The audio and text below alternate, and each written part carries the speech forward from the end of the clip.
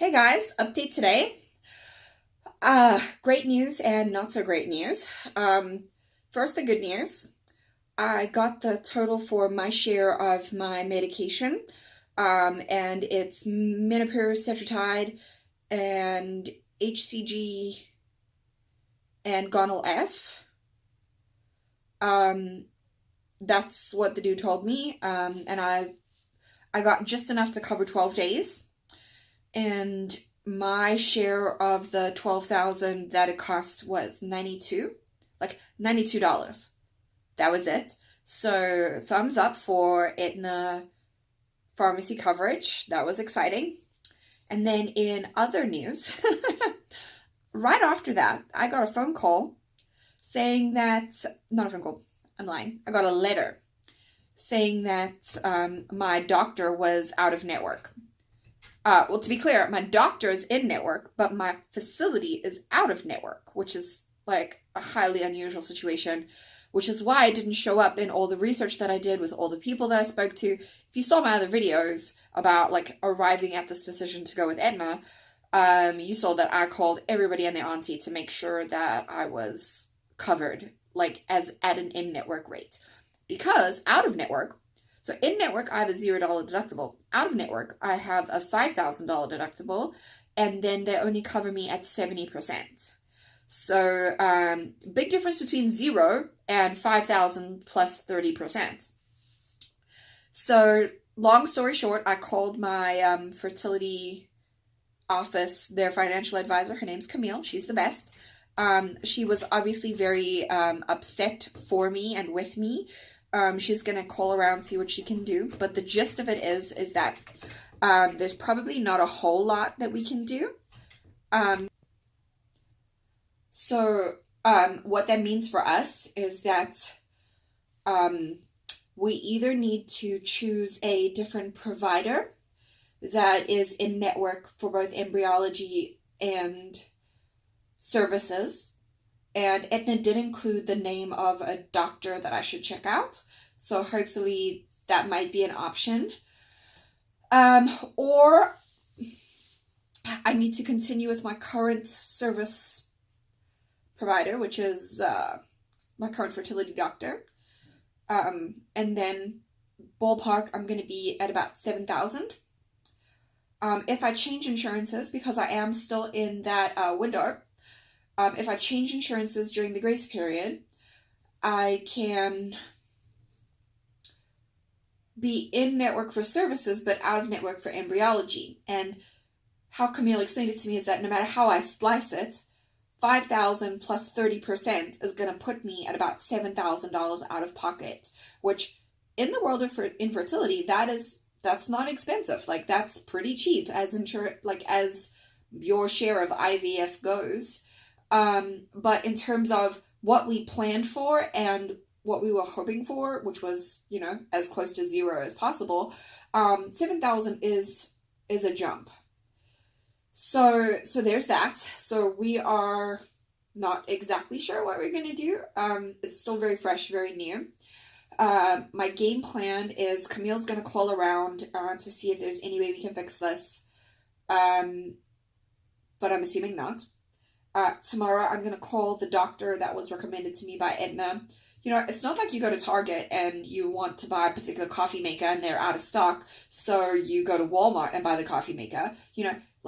So much of infertility and feeling comfortable with the procedures that you're going through and all of your research is based on the individual success rates of the doctor that you've chosen, and then there's the trust and the fact that we've been a year together in the ditches. And my particular clinic is excellent because they only hire doctors who have dealt with infertility in their personal life. So it's just an amazing place. And I have to make the choice between money and the right care provider for me, which is a decision that people have to make all the time when you're dealing with infertility. Is, do I want to complete my family, or do I want to eat ramen for the rest of my life?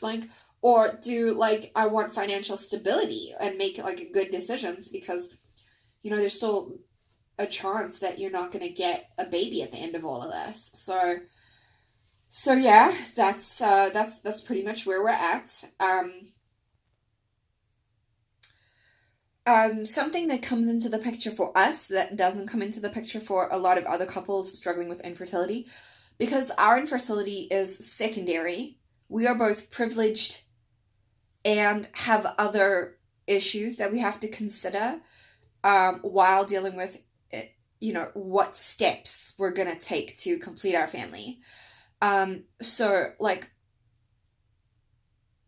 before we even started dealing with all of this and we started realizing we were having trouble and then we were diagnosed infertile, we had to figure out for ourselves, like, how far we were willing to go. Because we already have children, we are blessed.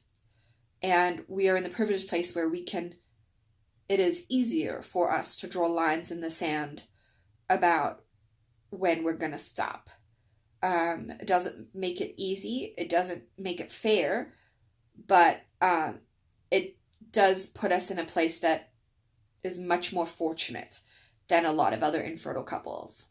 And we were not prepared to go into crazy amounts of debt, which is why I got a job at Starbucks.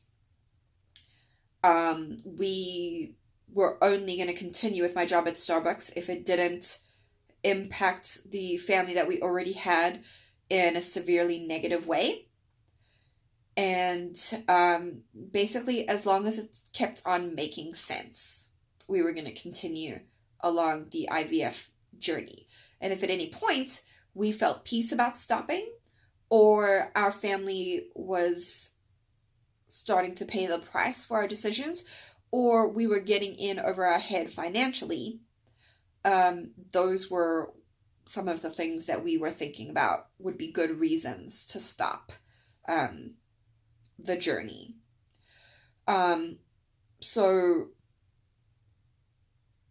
I don't know where that puts us right now. Like I said, 7,000 isn't bankrupt us, but we do well enough.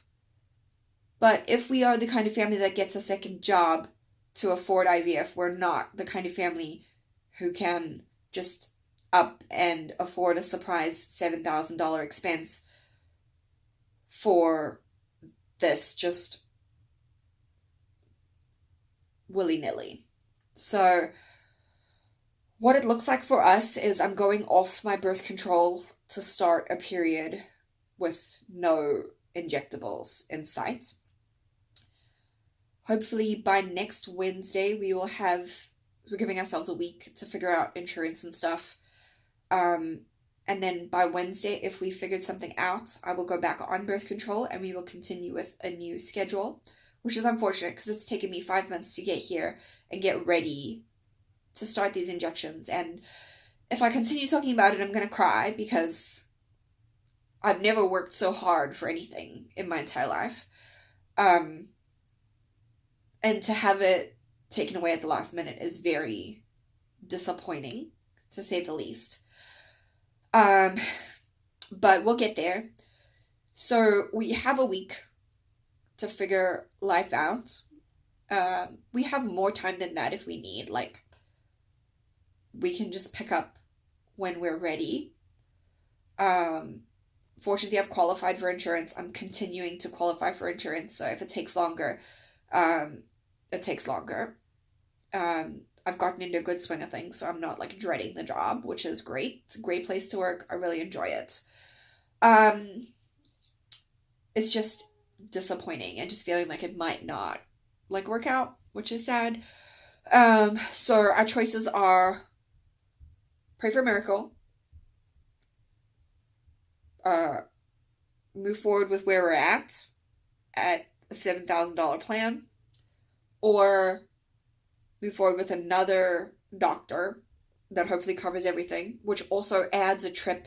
That's something else I didn't mention, is that the doctor is about 45 minutes away, which, again, in the big scheme of things, with how people like travel for IVF, is a really short distance. But considering that juggling between this job, taking care of my kids, getting them home and to and from school, which like is non-negotiable, juggling my husband and his job, and he is a near full-time student. So we have a lot going on that ultrasounds every other day was going to be a push as it is, but if I have a one-way drive of 45 minutes each way, that's going to be prohibitive for sure. So I don't know if we can actually manage that. I know it's small, and there's probably some of you out there who are wishing they only had 45 minutes. But, everybody's situation's different. So yeah, those are our choices. We don't know what we're going to do. I'll keep you guys posted. I still think Aetna is a good choice, as long as you don't run into this really random, tiny loophole. If my meds claim was anything to go by, my meds cost was going to be super low. Everything led me to believe that it was going to be really good. So I'll keep you guys posted as things develop. And if you have any questions, I know it's kind of like a lot of information, but let me know, and I'll do my best to keep you guys filled in. Thank you. Bye.